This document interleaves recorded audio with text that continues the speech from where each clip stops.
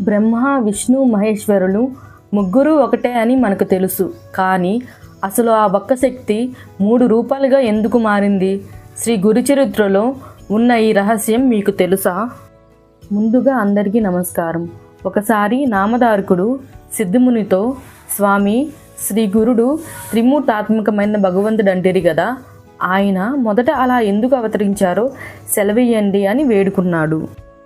జగత్తుకు మూల కారణమైన భగవంతుడు మొదట అనేకం అవ్వాలని సంకల్పించినప్పుడు ఆయన శక్తి త్రిగుణాత్మకంగా మారి బ్రహ్మ, విష్ణు, మహేశ్వరుల రూపం ధరించింది.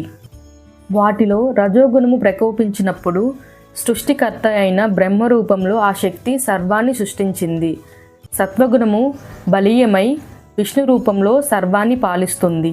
తమోగుణము బలీయమైనప్పుడు అదే మహేశ్వరుడై సర్వాన్ని సంహరిస్తుంది. అంతేగాని నిజానికి ఆ ముగ్గురికి భేదమే లేదు.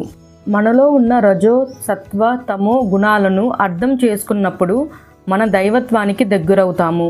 జై గురుదేవా.